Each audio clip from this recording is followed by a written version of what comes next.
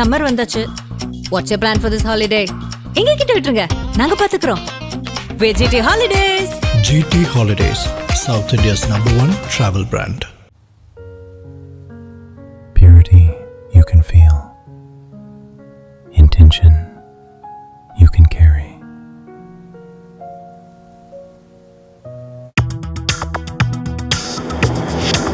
Delivering smiles all around the professional careers. Reach us to reach them.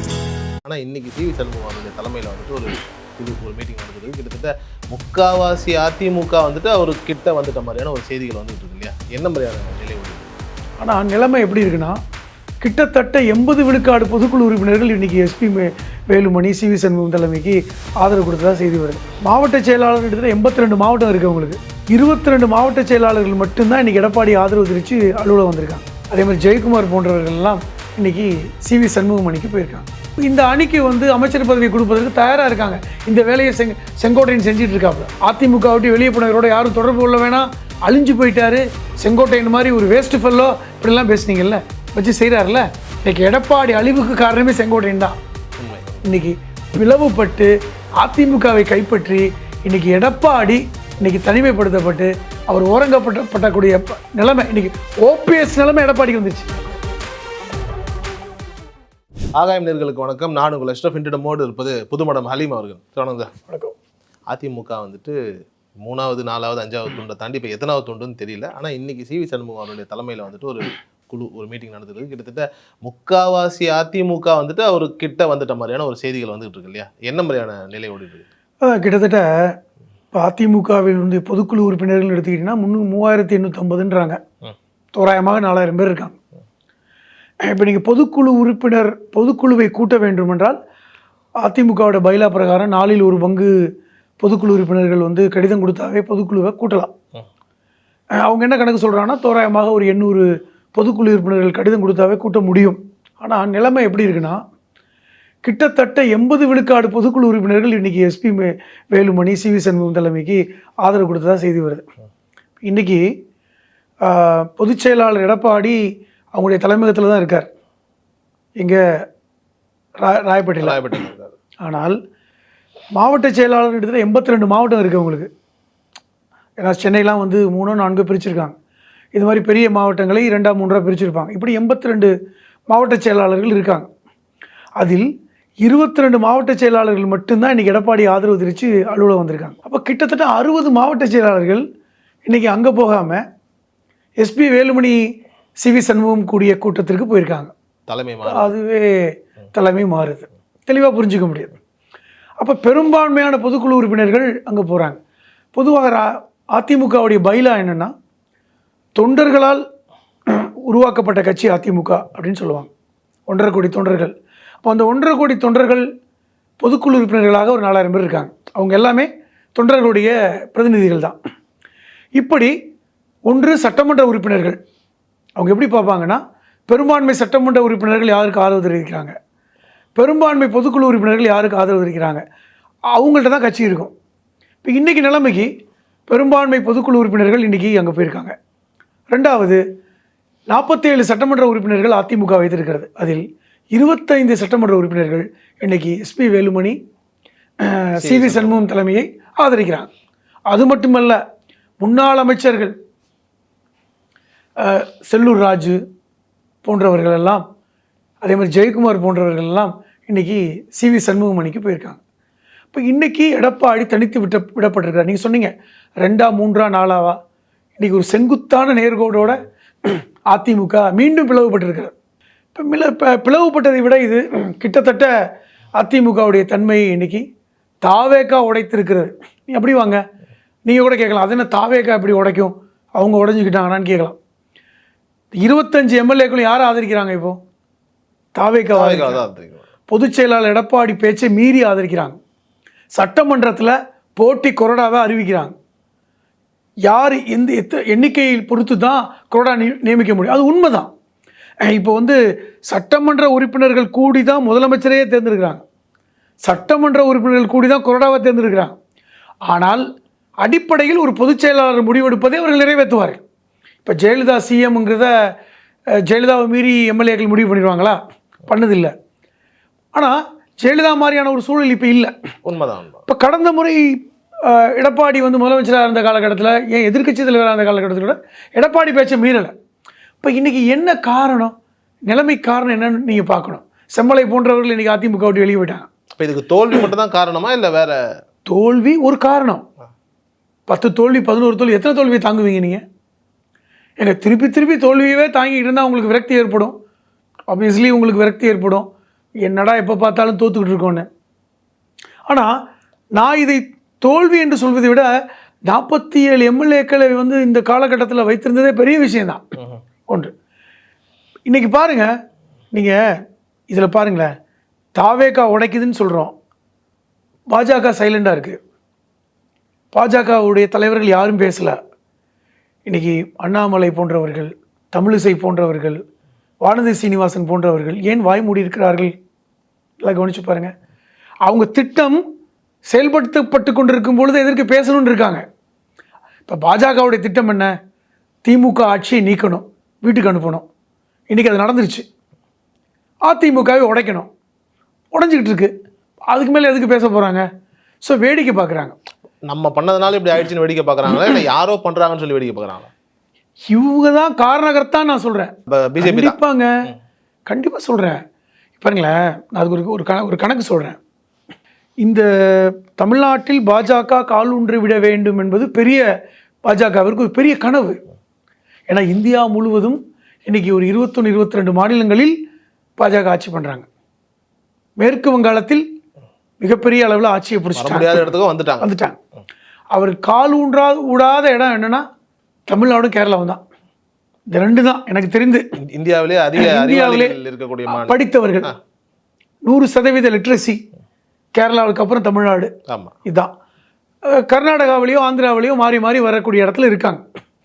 அப்போ இப்படிப்பட்ட சூழலில் கேரளாவில் கம்யூனிஸ்டுகளும் காங்கிரஸ் இருந்ததுனால அதுக்குள்ளே பெருசாக ஊடுருவ முடியல. அங்கே கூட தனித்துவமாக ஒரு எம்எல்ஏ ஜெயிச்சிருக்காங்க. அது ஒரு பக்கம். தமிழ்நாட்டில் நம்ம இது வரைக்கும் என்ன நினச்சிக்கிட்டு இருந்தோம், இங்கே வாய்ப்பு இல்லை, தனியாக நின்று ஜெயிக்க முடியாது அப்படின்னு. பாஜகவுடைய திட்டம் என்பது என்னென்னா, தனித்து நின்று பார்த்தாங்க, 11% வாக்குகள் வாங்குன்னு சொன்னாங்க.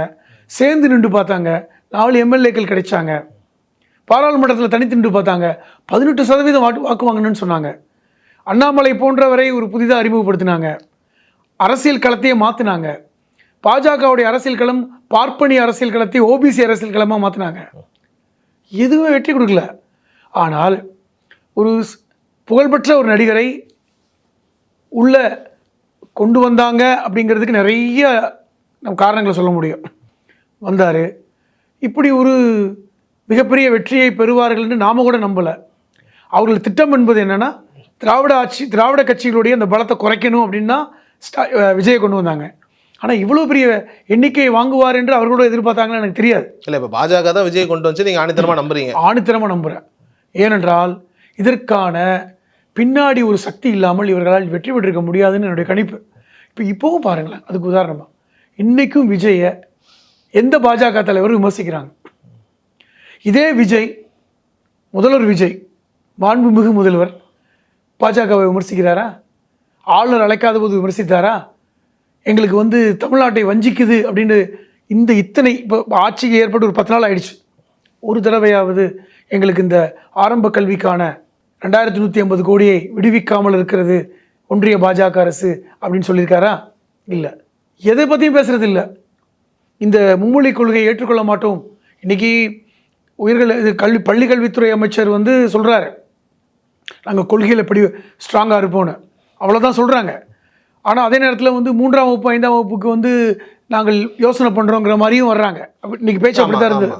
அப்போ என்னென்னா, கிட்டத்தட்ட அங்கேயும் இல்லாமல் இங்கேயும் இல்லாமல் ஒரு நடுநிலை எடுத்துடலாமா, கொஞ்சம் கொஞ்சமாக அதை பூத்திடலாமான்னு கூட பார்க்குறாங்க. பிரைமரி ஸ்கூலுக்கு மட்டும் கொண்டு வரலாமான்னு ஒரு அர்த்தம். எங்கள் ஒரு பானை சோத்தில் நீங்கள் தினோண்டு கலந்தாலும் அது சாப்பிட முடியாது தானே. ஆனால் இது ஏதாவது ஒரு விதத்தில் சார், இப்போ பிரைமரி ஸ்கூல் வரைக்கும் இந்த மாதிரியான விஷயங்களை கொண்டு வராங்க அப்படின்னா, இப்போ பப்ளிக்கில் இருந்தால் தான் மாணவர்களுக்கு சிக்கல். சரி, பிரைமரியில் வரைக்கும் இருந்துட்டு போட்டோம், இந்த ஒரு விதத்துலையாவது பாஜக கிட்டேருந்து வர வேண்டிய ஃபண்ட்ஸை ஈஸியாக வாங்கிடுவோன்னு தாவாக ஏதாவது மாஸ்டர் என்ன கேட்குறேன். கொள்கை உறுதிப்பாடு என்பது நீங்கள் இதே ஸ்டாலின் அரசு என்ன சொன்னாங்க, ஸ்டாலின் அரசில் பள்ளிக்கல்வித்துறை அமைச்சராக இருந்த அன்பில் பொய்யாமொழி என்ன வார்த்தையை வெளியே வந்து சொன்னார் மீடியாவில், எங்களுக்கு 2150 கோடி தரணும் தான், 10,000 கோடி எங்களுக்கு தந்தாலும் நாங்கள் கையெழுத்திட மாட்டோம். காரணம் இது திமுகவுடைய கொள்கை, மாநில சுயாட்சி மாதிரி இங்கே இருமொழி கொள்கை என்பது எங்களுடைய கொள்கை பிரகடனம், அதில் மாற்றுக்கிறது இல்லை. இதில் அதிமுகவும் உறுதியாக இருக்காங்க. 2 கட்சிகளுமே உறுதி தான். ஆனால் பிஜேபியோட இருக்கிற அதிமுகவே உறுதியாக இருக்குங்கிறதே ஆச்சரியமா இருக்குல்ல சார்? அது காரணம் என்னென்னா, அது வந்து தமிழக மக்களுடைய கொள்கையாக மாறி விட்டதுங்க. அது இருமொழி கொள்கை என்பது முக்கியமானது. இருமொழி கொள்கை மூலமாகத்தான் தமிழகத்தில் உயர்கல்வியோட எண்ணிக்கை அதிகம், இப்படிலாம் நம்ம பேசியிருக்கோம். இப்போ இன்றைக்கி தாவேக என்ன ஸ்டாண்டுக்கு வர்றாங்க, என்ன 5வது வரைக்கும் படிச்சுட்டு போட்டுமே, அது இதுதான் ஆபத்து. நீங்கள் வந்து ஆரம்பத்திலேயே 3 மொழி கலைன்னு ஒரு எல்கேஜிலேருந்து ஆரம்பிச்சிட்டிங்கன்னா 5ஆவதுக்கு அப்புறம் என்ன சொல்லுவீங்க, அதான் 5 வரைக்கும் படிச்சுட்டாங்களே, 6க்கு மேலே படித்தா என்ன குத்தோன்னு கேட்பீங்கள்ல. அப்போ இது கொஞ்சம் கொஞ்சமாக உங்களை அதற்குள் நுழைப்பதற்கான ஒரு வேலையை இன்றைக்கி பாஜக ஆரம்பிச்சிருக்காங்க. இந்த பேச்சுவார்த்தை நடக்கிறது. இன்றைக்கி அதிகாரிகள் மூலமாக பேச்சுவார்த்தை நடக்குது. இன்றைக்கி தமிழகத்தில் அதிகாரிகளாக உயரதிகாரிகளாக இருக்கின்ற ஐஏஎஸ்ஐர்கள் பெரும்பாலானவர்கள் வட இந்திய மாநிலத்தை சார்ந்தவர்கள். பலரும் இன்றைக்கி வந்து தேர்தல் கமிஷன் அந்த தேர்தல் அறிவிக்கும் போது பலரும் மாற்றப்பட்டாங்க. அவங்களாம் இன்றைக்கி அப்படியே தான் இருக்காங்க. இப்போ இதை இதே பள்ளி கல்வித்துறை அமைச்சர் என்ன பேசினார் தேர்தலுக்கு முன்னாடி தெரியுமா? அவருடைய பேசின காணொலி இன்றைக்கி இருக்குது. ஏன் மும்மொழி கொள்கையில் என்ன தவறுன்னு கேட்ட பேசிய பேச்சு இன்றைக்கி சமூக வலைத்தளத்தில் இருக்குது. அப்போ அடிப்படையில் இப்பொழுது இருக்கின்ற பள்ளி கல்வித்துறை அமைச்சர் மும்மொழி கொள்கைக்கு ஆதரவானவர் அப்படிங்கிறதுல யாருக்குமே மாற்றுக்கிறதே இருக்க முடியாது. ஏன்னா அவரே பேசிய பேச்சு. இப்போ அவர் தான் பள்ளி கல்வித்துறை அமைச்சர். அப்போ அவர் எப்படி வந்து தான் நம்பிய ஒரு விஷயத்தை இன்றைக்கி எப்படி மறுப்பார்? அப்போ அவரும் ஒன்றிய அரசோடு சேர்ந்து இதை லாபகமாக நுழைக்க முடியுமா? இப்போ என்ன பேசுவாங்க, நீங்கள் ஃபண்டை கொடுத்துருங்க, கொஞ்சம் கொஞ்சமாக நாங்கள் நுழைச்சிக்கிறோம், ஒரேடியாக நுழைக்க முடியாது. அப்போ கொஞ்சம் முதல்ல ஆரம்ப கல்வியில் நாங்கள் அறிமுகப்படுத்துகிறோம், மாணவர்கள் எப்படி இப்போ என்ன சொல்லுவாங்க தெரியுமா, அறிமுகப்படுத்தி பார்ப்போமே, மாணவர்களுக்கு சிக்கல் என்றால் நீக்கி விடுகிறோம், அப்படி தான் வருவாங்க. மாணவர்களுக்கு ஏதாவது சிக்கல்லாம் நீக்கிறோம், அவர்களுக்கு எளிதாக இருந்தால் படிச்சுட்டு போகட்டும். சிக்கல்னு எப்படி கண்டுபிடிப்பாங்க? இப்போ அதான் சொல்கிறேன், இது எப்படி மாணவர்கள் இளைய அந்த சிறார்கள் எப்படி சொல்லிடுவாங்க? வேறு வழி இல்லாமல் அதையும் ஒரு சப்ஜெக்டாக படிச்சுக்கிட்டு இருப்பாங்க. அப்படி தான் அந்த இதைத்தான் இன்றைக்கி கொண்டு வர பார்க்குறாங்க. பெரிய கல்வியில் கொண்டு வந்தால் அவங்களுக்கு சிக்கல். எப்படி சொல்லுவாங்கன்னா, சின்ன வயசுலேருந்தே நாங்கள் கொஞ்சம் கொஞ்சமாக பூத்துறோம், அவங்க பெரிய ஆள் ஆகும்போது டெவலப் பண்ணிக்குவோம். ஏற்கனவே 6ஆம் வகுப்புக்கு மேல் படிக்காதவர்கள் படிக்க வேண்டாம், அது அவங்களுக்கு சிரமம் இல்லை. அப்போ ஃபஸ்ட் ஸ்டாண்டர்ட்லேருந்து நீங்கள் 1ஆவதுலேருந்து படிக்கிறவங்களுக்கு 6ஆவது வரைக்கும் படிச்சிட்டாங்கன்னா 7ஆவது கஷ்டமாக இருக்காது. அப்போ ஆரம்பத்திலேருந்து புகுத்தலாம் இப்படிங்கிறது தான் தாவேக்காவோட நிலைப்பாடாக இருப்பதாக நான் பார்க்குறேன். இதன் மூலமாக எப்படி வர்றாங்கன்னா, நாங்கள் இருமொழி கொள்கை தான் ஒரு பரிச்சார்த்த முறையில் அதை பண்ணுறோங்கிற இடத்துக்கு நகர்றாங்க. இது எல்லாமே எப்படி தோணுதுன்னா, பாஜகவுடைய திட்டம் தான் இன்றைக்கி தாவேக்காவுடைய ஆட்சி. இன்றைக்கி அண்ணாமலை வாய் திறந்து பேசலை, இன்றைக்கி லா அண்ட் ஆர்டர் பேசுகிறாங்கல்ல. இன்றைக்கி என்ன சொன்னாங்க, ஒரு தமிழ்நாட்டில் இன்றைக்கி வந்து சட்டம் ஒழுங்கு சீர்கெட்டு இருக்கிறது, 10 ரூபா பாட்டிலுக்குன்னு பாட்டே பாடினார், சட்டம் ஒழுங்கு படுபயங்கர மோசமாக இருக்குது, போதை கலாச்சாரம், இப்படித்தானே வந்து சமூக வலைத்தளங்களை பரப்புனாங்க. இந்த விர்ச்சுவல் வாரியர்ஸ்லாம் இதைத்தானே வீடியோக்கெலாம் எடுத்து போட்டாங்க. இப்போ இது இன்னும் சொல்லப்போனால் ஒரு டாஸ்மாக் கடையை மூடிட்டோன்னு சொல்லி வீடியோ போடுறாங்க. அந்த பெண்மணி சொல்லுது, இல்லைங்க 12 மணிக்கு திறந்துருவாங்க, 11 மணிக்கு வீடியோ எடுத்திருக்கீங்க அப்படின்னு போடுது. அது வெட்ட வெளிச்சமாக இருக்குது. ஒரு சட்டமன்ற உறுப்பினர் இந்த மாதிரி 10 ரூபாய்க்கு மேலே பாட்டிலுக்கு 10 ரூபாய்க்கு வாங்க மாட்டாங்கன்னு சொல்லும்போது ஒரு குடிமகன் இப்போவே வாங்க காமிக்கிறேன், இப்போ கூட என்கிட்ட 10 ரூபா வாங்கினாங்கன்னு சொல்லி கூப்பிட்றாரு. இதெல்லாம் இன்றைக்கி வீடியோ வருது. எப்படி போச்சுன்னா, எந்த சமூக வலைத்தளை வைத்து நீங்கள் ஆட்சியை கொண்டு வந்தாங்களோ அந்த சமூக வலைத்தளத்தை வைத்து இப்போ எதிர்ப்புகள் கிளம்பி இருக்குது.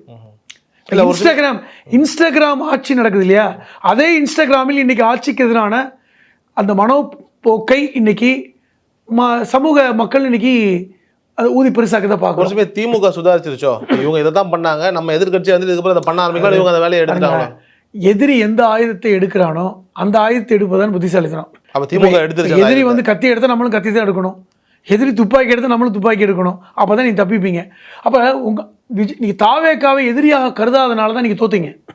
இப்போ இன்றைக்கி நீங்கள் தாவேக்காவை எதிரியாக கருதுறீங்க, ஏன்னா வெற்றி பெற்று விட்டது. அப்போ அவர்கள் எடுத்த ஆயுதம் எதுன்னு இப்போ தான் பார்க்குறாங்க. அதாவது சொல்லுவாங்கல்ல, கண்கட்ட பிறகு சூரிய நமஸ்காரம் மாதிரி தான் இன்றைக்கி நடக்குது. ஆனால் அவர்கள் எடுத்த ஆயுதம் இன்ஸ்டாகிராம். இன்றைக்கி எல்லோரும் இன்ஸ்டாகிராமில் போங்க, வெறுமனை மேடை போட்டு பேசி பிரயோஜனம் இல்லை. முகநூலில் கூட, ஃபேஸ்புக்கில் கூட வேணான்றாங்க. காரணம் ஃபேஸ்புக் கூட பூமர்ஸ் தான்.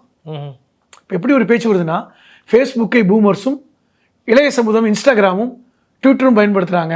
இந்த அளவுக்கு இன்றைக்கி வந்து மைக்ரோ மேனேஜ்மெண்ட் வந்துட்டாங்க. அப்போ இன்றைக்கி எல்லோரும் இன்ஸ்டாகிராமுக்கு போங்க, இன்ஸ்டாகிராமில் எடுத்து போடுங்க. நான் இப்போ சட்ட ஒழுங்கை பற்றி பேசினேன். நேற்று தாம்பரத்தில் 2 இளைஞர்கள் வீடு புகுந்து வெட்டப்பட்டிருக்காங்க.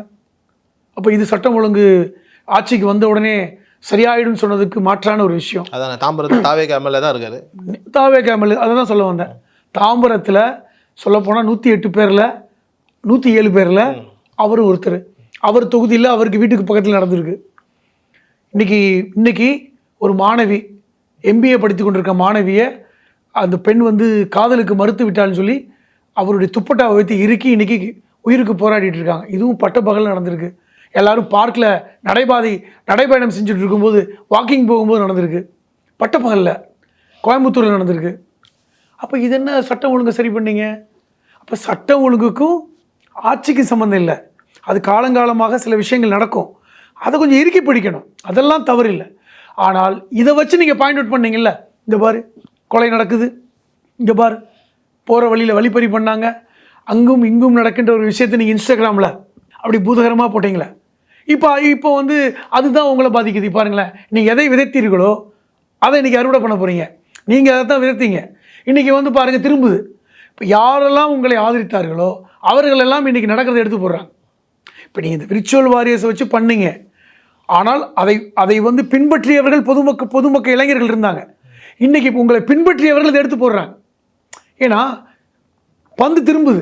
அவங்களும் போய் வாங்குவாங்கல்ல, 10 ரூபா எக்ஸ்ட்ரா வாங்குறாங்கல்ல, அவன் எடுத்து போடுறான். நீ 10 ரூபாய்க்கு பாட்டிலுக்கு 10 ரூபான்னு பாட்டு பண்ணியே தலைவரை, அதே 10 ரூபா 20 ரூபா கேட்குறாங்க தலைவரை அப்படின்னு எடுத்து போடுறான். அப்போ இது பட்டவர்த்தனமாக ஆட்சி பள்ளி இழுக்கிறது. இன்றைக்கும் பாருங்களேன், வெறும் 9 அமைச்சர்கள் தான் உங்களால் போட முடிந்தது. இன்றைக்கு வரைக்கும் ஒரு 16 துறைகளை முதல்வர் கையில் வச்சிருக்கிறார். பலருக்கும் 2 துறை 3 துறையெல்லாம் ஒரு ஆளுக்கு போட்டிருக்கு. உதாரணமாக நிர்மல்குமாருக்கு பார்த்தீங்கன்னா சட்டமும் அவர் தான் வச்சிருக்காரு, மின்சாரத்துறையும் அவர் தான் வச்சிருக்காரு. இல்லைங்க, எல்லாத்தையும் மொத்தமாக வச்சிருக்காங்க. காரணம், உங்களுக்கு இப்போ ஐடென்டிஃபை பண்ண முடியல யாருக்கு கொடுக்கறது. இப்போ பாருங்கள், காங்கிரஸ் உங்களோட இருக்காங்க, அவர்களுக்கு நீங்கள் இன்னும் அமைச்சர் பதவி கொடுக்கல, வெயிட் பண்ணுறீங்க. இன்றைக்கி காங்கிரஸ் பெருமை கோவத்தோடு இருக்காங்க. இன்றைக்கி கேரளாவில் ஆட்சி அமைஞ்சாங்க, காங்கிரஸ் ஆட்சி. உங்களை அழைப்பு விடுத்து நீங்கள் போகலை. அப்போ காங்கிரஸும் உங்களுக்குமான விரிசல் தொடங்கி விட்டது. ஒரு 10 நாளில் இவ்வளவு. அப்போ இதுவே 1 மாதம் 2 மாதம் ஆச்சுன்னா என்ன ஆகும்? இன்றைக்கி வந்து எதை எதிர்பார்த்துட்டு இருக்கீங்க? 2 விஷயம் நான் திருப்பி வெளிப்படையாக சொல்கிறேன். திமுகவுடைய கூட்டணி தயவால் ஆட்சி செய்வதை நீங்கள் விரும்பவில்லை, தெரியுது. வேறு வழி இல்லாமல் இன்றைக்கி பல்ல கடிச்சிட்டு இருக்கீங்க. நீங்கள் இந்த வேலுமணி CV சண்முகம் குரூப்பை எதிர்பார்த்துட்டு இருக்கீங்க. அதுக்காக தான் எல்லாரும் கண்டிப்பாக. அதனால்தான் அமைச்சர் பதவியை விரிவாக்கம் செய்யவில்லை, அதனால்தான் காங்கிரஸுக்கு அமைச்சர் பதவி கொடுக்கவில்லை.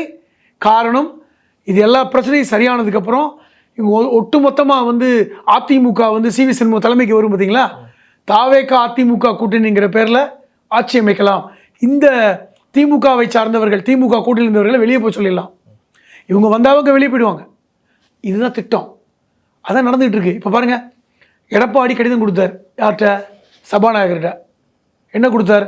நான் தான் பொதுச் செயலாளர், இந்த 25 பேர் வந்து மாற்றி ஓட்டு போட்டாங்க, இவர்கள் மேல் நடவடிக்கை எடுங்க, கொறடா உத்தரவை மீறி நீங்கள் செய்தால் சட்டப்பிரகாரம் அவருடைய சட்டமன்ற பதவியை பறிக்கணும். இப்போ ஒரு நியாயமான ஒரு சபாநாயகர் என்ன செய்வார்? சட்டமன்ற பதவியை நாங்கள் ஏன் பறிக்கக்கூடாதுன்னு நோட்டீஸ் கொடுக்கணும். ஏனென்றால் கொறடா உத்தரவை நீங்கள் மீறி இருக்கீங்க. இப்போ என்ன சிக்கல் ஆகிடுச்சுன்னா, அவர் கொறடாவே இல்லை, நாங்கள் வச்சிருக்கிற ஆள் தான் கொறடா அப்படின்போது கிட்டத்தட்ட கட்சி பிளவுபட்டிருக்கிறது. இப்போ சபாநாயகர் என்ன சொல்லுவார்? கட்சியே பிளவுபட்டுருச்சு, அது வந்து அதிமுக எடப்பாடி அணி, இது அதிமுக CV சண்முகம் அணி அல்லது SP வேலுமணி அணின்னு பிரிக்க போகிறாங்க. பிரித்து விட்டால் இன்றைக்கி அவங்க ஆதரவை இவங்க எடுத்துக்க போகிறாங்க. அது வந்து மீறப்பட தேவையில்லை, இப்போ கட்சி இதை பறிக்கணும் அவசியம் இல்லை, இது முழுமையாக பிளவுபட்டிருக்கிறது. இன்னொன்று, இன்றைக்கி ஒரு போட்டி பொதுக்குழு நடத்துகிறாங்க. போட்டி பொதுக்குழு நடத்தி கட்சி எங்களுதான் சொல்லிட்டு தேர்தல் ஆணையத்தில் லெட்டர் கொடுத்தாங்கன்னா கட்சி சின்னம் முடக்கப்படும், மீண்டும் நீதிமன்றம் போகும். அப்போ 2 அணிகளாக பிரித்து விட்டால் கட்சி தாவல் சட்டம் வாய்ப்பில்லை. அப்படி ஒரு சூழல் ஏற்பட்டு விட்டால் இந்த அணிக்கு வந்து அமைச்சர் பதவி கொடுப்பதற்கு தயாராக இருக்காங்க. இந்த வேலையை செங்கோட்டையன் செஞ்சுட்டு இருக்காப்புல. என்னடா செங்கோட்டையனுக்கு எடப்பாடி மேலே கடுகோவம் இருக்குது, உங்களுக்கே தெரியும். ஆமாம் உள்ள கொண்டு வந்தது அவர் தான். வெளியாச்சு நீ வெளியே போயிட்டாரு, அதிமுக விட்டு வெளியே போனவரோட யாரும் தொடர்பு கொள்ள வேணாம், அழிஞ்சு போயிட்டாரு, செங்கோட்டையன் மாதிரி ஒரு வேஸ்ட் ஃபெல்லோ இப்படிலாம் பேசுனீங்கல்ல, வச்சு செய்கிறாருல்ல. இன்னைக்கு எடப்பாடி அழிவுக்கு காரணமே செங்கோட்டையன் தான். உண்மை. இன்னைக்கு பிளவுபட்டு அதிமுகவை கைப்பற்றி இன்னைக்கு எடப்பாடி இன்னைக்கு தனிமைப்படுத்தப்பட்டு அவர் ஓரங்கப்பட்டக்கூடிய நிலைமை, இன்னைக்கு ஓபிஎஸ் நிலைமை எடப்பாடிக்கு வந்துருச்சு. நீங்கள் அப்படி தான் பார்க்கணும். கிட்டத்தட்ட ஓபிஎஸ் நிலைமை தான் எடப்பாடி. இன்னைக்கு கட்சி பிளவுபட்டு இது கொஞ்ச நாள் என்ன ஆகும் நீங்கள் கவனிச்சு பாருங்க. பாஜக தாவேகாவை ஆதரித்தால் என்ன செய்யும்? அப்போ எஸ்பி வேலுமணி அணியை ஆதரிக்கும். இவர்கள் ஆட்சியை நாங்கள் பார்த்துக்கிறோன்னு சொல்லும். எடப்பாடியுடைய சீன் முடிந்தது. இப்போ கிட்டத்தட்ட நீங்கள் பாஜக எந்த பேச்சுமே பேசாமல் வாயை திறக்காமல், எங்கள் அண்ணாமலை இல்லைன்னா வாயை திறக்காமல் இருப்பார். அதானே சீமான் பேச ஆரம்பித்துட்டார். நீ பார்த்தீங்க, சீமான் பேசுகிறார். 10.5 லட்சம் கோடி கஜானா காலின்றீங்க, உங்களுக்கு தெரியாதா அப்படின்னு கிரிட்டிசைஸ் பண்ணுறார். ஆனால் இந்த கிரிட்டிசைஸ் ஏன் அண்ணாமலை நார்மலாக பண்ணுவார்? எவ்வளோ பேச்சு பேசுவார், ஏன் பேசலை? வானதி சீனிவாசன் பேசுவாங்களே, பேசலை. தமிழிசை பேசுவாங்களே, பேசலை. நெய்னார் ஏன் பேசலை? அமைதியாக இருக்காங்க. என்ன காரணம் என்றால் அவர்கள் நினைத்த காரியம் நடந்து கொண்டிருக்கிறது. காரியம் கை கூடும்போது எதுக்கு பேசணும்? இதுதான். அப்போ இவர்களுக்கான உள்ளுள் இருக்கின்ற அந்த அண்டர்ஸ்டாண்டிங் இருக்குது பார்த்தீங்களா, இது கொஞ்சம் கொஞ்சமாக வெளிப்படும். அதான் நடந்துகிட்டு இருக்கு. ரொம்ப நன்றி சார்.